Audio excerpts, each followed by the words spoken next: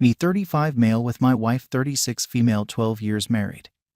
At a crossroad and need an outside perspective. We were married within a year and a half of meeting each other. We were madly in love with each other. We shared a love of politics and were focused on building our careers. We both come from Christian families that do not believe in divorce. We have 2 boys, ages 6 and 2. Starting with our first year of marriage, we had real problems. They revolved around my wife's expectations of a husband. This was a hard time for us. I was in my last year of law school during the day and working full-time at a law firm to support us. She was in her first year of law school and not working. We ended up in therapy. Basically, she wanted me to be home more, to do more housework and not to want to see friends, law school classmates. She also did not like the close relationships that my family had and expected that we would mostly sever those and focus on our family. She did not feel that she needed to sever any relationships with her family as they were fine. Bit of background. Her father is a retired college professor who did most of the housework and was always home.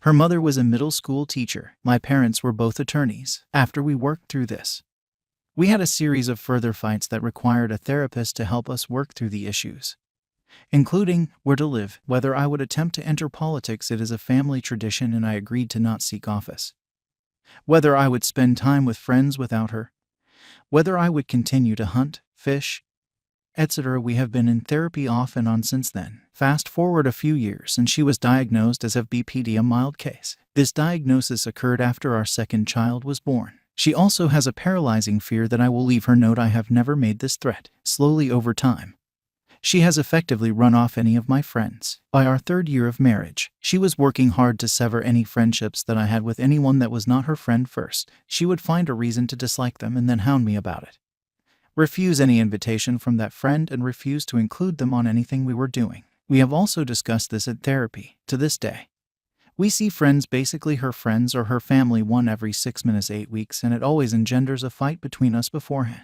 I am now a successful attorney with a nationwide practice.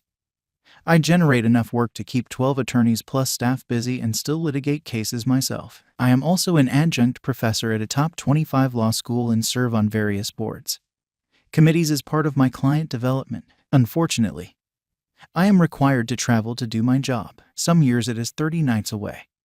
Some years it is close to 90 nights away. It really depends on whether I am in trial. She is a stay-at-home mom. She opened her own law firm, but has basically shut it down because she doesn't want to work in the law. I am okay with this. Unfortunately, she resents being a stay-at-home mom. This was her choice. I was very clear that if she wanted to work, we would make it work together. She also resents having to do housework and believes that we should split the housework 50-50. I do not believe 50-50 is a fair split given that I work outside the home for 60+ hours a week. If she was also a full-time outside of the home, that would be a different story and I would feel different about it. Every night I am home, I am expected to put the kids to bed and then clean up the kitchen. I love and cherish this time with our boys and do not resent it at all.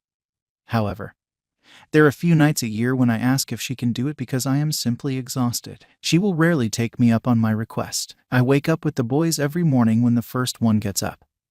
I feed them, make sure backpacks and lunches are ready, and only wake her at the last minute so she can have extra sleep. I do this every morning when I'm home, even if I do not arrive home until after midnight because of a delayed flight. This time with my children is important to me and it allows her to get extra sleep. I do most of the cooking when I am home and always try to leave a fridge full of food so she does not have to cook while I am gone. Unfortunately, I rarely eat with the family because she feeds the kids at 4:35 and I cannot be home by 5 most nights, so I end up eating dinner around 9. Alone. She holds it over my head that I do not join them for family dinner. But it is impossible to make dinner at 5 if I do not get into the office until 9 because I drive our oldest into school every morning I am home. We go in and out of a dead bedroom, basically.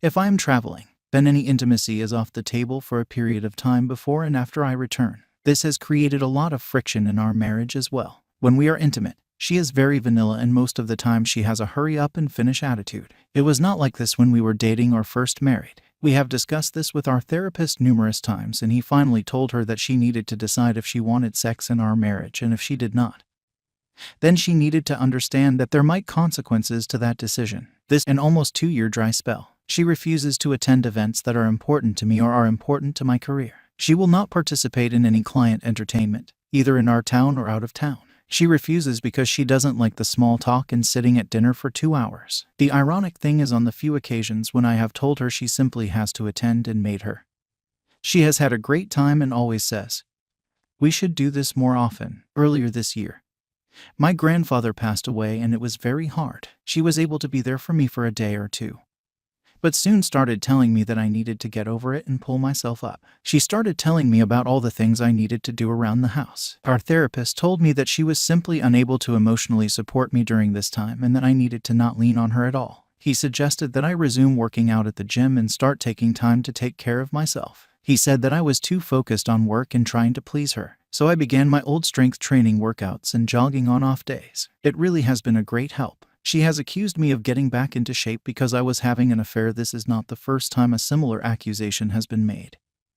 but I have never had an affair. About 2 months ago, while at a conference for work, an attractive woman lawyer kissed me in the back of a cab. There were others in the cab. I put a stop to it. I declined her invitation to come to her room. However, it has really started my gears turning about how my life could be different. After all of our therapy, it has become clear that she will get better as long as she is in constant therapy, but she will never be what I consider normal. The problem is that she will not stay in therapy long term because she believes I am the problem. She thinks simple solutions like "don't travel" will fix everything. She has this romantic idea that if we have no money for 2 or 3 years that we will sell our house, move to a small house and have a romantic life of scrimping and saving while I try to rejigger my practice and probably lay off 8 or 9 employees. I find nothing romantic in being broke and always wondering when I will get paid again. She doesn't see the very serious consequences of simple decisions.